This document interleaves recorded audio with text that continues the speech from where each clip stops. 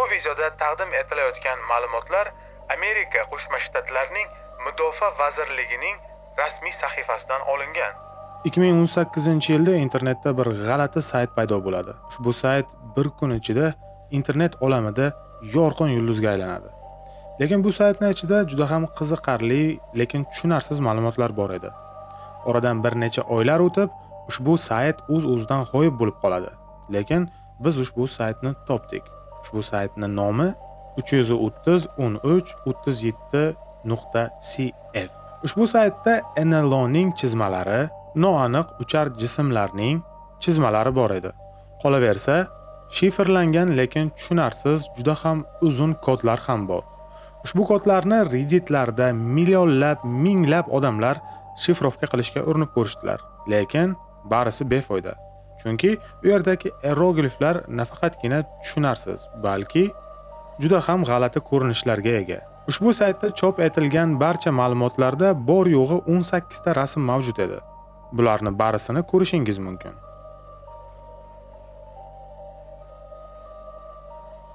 Kelinglar, lekin bir oz ortga qaytamiz. 2004-yilda Amerikaning harbiy dengiz kuchlari uchuvchilari fizikaga zid uchar jismni ko'rishadi. Uning qanoti yo'q edi, dvigatellardan issiqlik izlari ham yo'q edi va gravitatsiyani mensimasdek harakat qilar edi. Hattoki buni videosi ham internetga keng tarqalgan.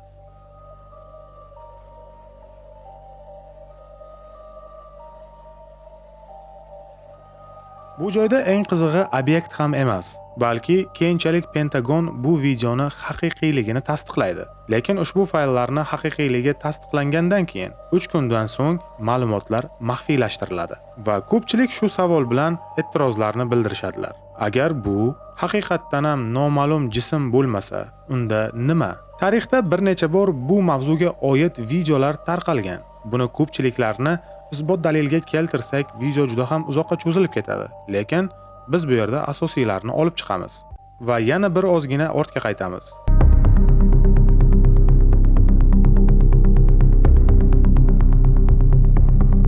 2001-yil Texas osmoni. Amerikaning harbiy kuchlarining radarlari Texas osmonida yana bir noma'lum jismni radarlarda ko'rishadilar va ularning ortidan 2 nafar qiruvchi samolyotni yuborishadilar. Qiruvchi samolyotlar ushbu noma'lum jismni juda ham ko'p ortidan kuzatishadilar. Lekin ushbu jism har qanday fizika qonunlariga bo'ysunmasdan harakatlanadi.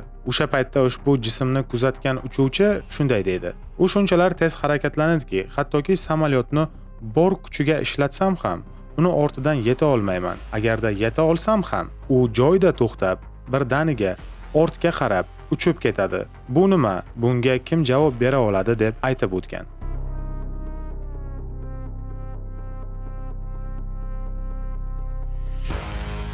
Ushbu videodagi barcha narsa harbiylar tomonidan tasdiqlangan, radarlar bilan qayd etilgan va hanuzgacha tushuntirilmagan. Va eng xavflisi, bu holatlar hali kam emas. Video davomida ko'p bo'ladi. 2005-yilda F-18 qiruvchisi g'alati topshiriq olishadilar. Radarlardagi noma'lum signallarni tekshirishni buyrug'ini oladilar. O'sha manzilga uchib borishadi, lekin u yerda obyektni emas, fizikani mutlaqo buzayotgan harakatni ko'rishadilar. Obyekt birdaniga tezlashadi, radardan yo'qolib qoladi, lekin vizual ko'rinib turadi va o'zidan o'zi boshqa joyga paydo bo'lib qoladi. Ushbu hodisani xuddi o'sha yili, lekin bir necha oylardan keyin Rossiya Federatsiyasining Sibir osmonida ham qayd etishadilar. Ushbu hodisa hattoki o'sha paytdagi rus gazetalarida ham chop etiladi. Rus qiruvchi samolyotining kapitani ushbu hodisaga shunday baho beradi: "Noma'lum jismning na motori, na qanotlari ko'rinar edi, lekin uning harakati shunchalar darajaga tezki, u birdaniga bir joyga to'xtab, keyinchalik yana juda ham katta tezlikda harakatlanyapti" deb aytib o'tgan. Lekin negadir ushbu hodisani bir necha kun va bir necha oylardan so'ng to'liq maxfiylashtirishadilar. Eng g'alati jihati shundaki, obyekt uchuvchilarga reaksiya qilar edi. Ya'ni ushbu jismlar kuzatilayotganini bilar edi. Bu degani harbiy samolyotlar unga qarab harakatlansa, juda ham uzoqlashib ketmay noma'lum jism to'xtar edi. Ular yaqinlashgandan keyin ulardan yiroqroqqa tez g'oyib bo'lib ketar edi. Tushunishingiz uchun, ushbu jismlarning harakati to'ppa-to'g'ri emas edi. Ular to pastga, to tepaga, to chapga yoki bo'lmasam o'ngga harakatlanib, samolyotlarni atrofida shu tarzda bir necha soatlab turaverar edi. Umuman olganda Amerika Qo'shma Shtatlari va Rossiya Federatsiyasi va dunyoning turli xil burchaklaridagi harbiy tuzilmalar bunga shunday baho berar edi. Noma'lum jismlarning tezliklari har qanday inson yasagan uchuvchi qurilmalardan ko'ra deyarli 20 barobar tez harakatlanish qobiliyatiga ega. Qolaversa, bir joydan ikkinchi joyga teleport qilish xususiyatlariga ham ega deb faktlar ham keltirilgan.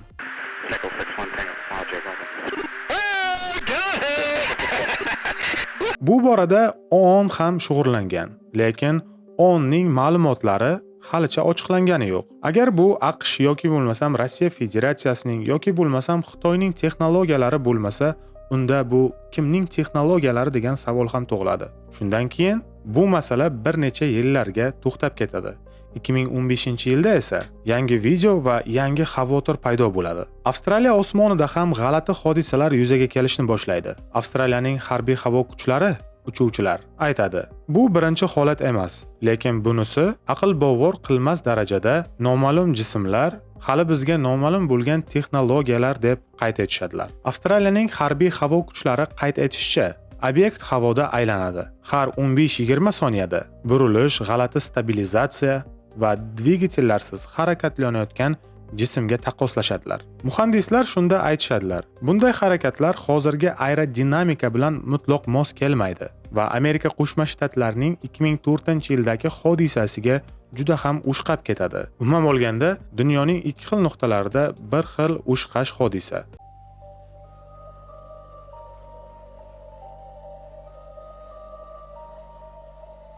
Endi esa o'zimizni davrga qaytamiz.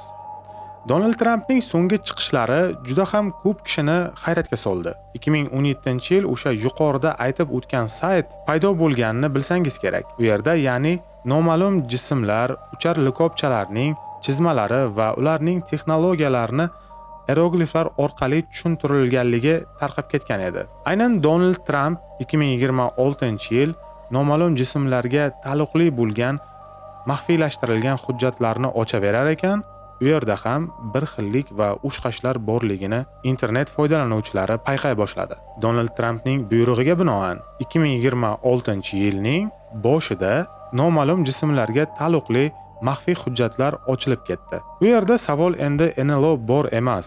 Nima uchun biz haligacha uni nimaligini bilmaymiz degan joylari bor. Olimlarning bu borada taxmin qilishi, koinot shunchalar darajaga kengki, u yerda trillionlab galaktikalar mavjud va ushbu galaktikalarning har birida hayot uchun shart-sharoit qulay bo'lgan planetalar ham mavjud deyilmoqda. Qolaversa, NASAning hujjatlarida tasdiqlangan faktlarda shu narsa keltirilganki, o'zga sayyoralik sivilizatsiyalar biz yerliklarni ortimizdan deyarli butun tariximiz mobaynida kuzatayotgan bo'lishi mumkin degan fikrlar ham ilg'or yurilgan. Qolaversa, hujjatlarda keltirilishicha, insoniyatga ma'lum bo'lgan umumiy tarixni hisobga olganda deyarli 700 dan ortiq qayd etilgan holatlar borligi ham ma'lum bo'ldi. Azizlar, agarda ushbu mavzu sizga qiziq bo'lgan bo'lsa, kanalga obuna bo'ling, videoga o'z fikringizni qoldiring. Biz esa bu mavzuga hali yana qaytamiz. Salomat bo'ling, kelgusi videoda ko'rishguncha.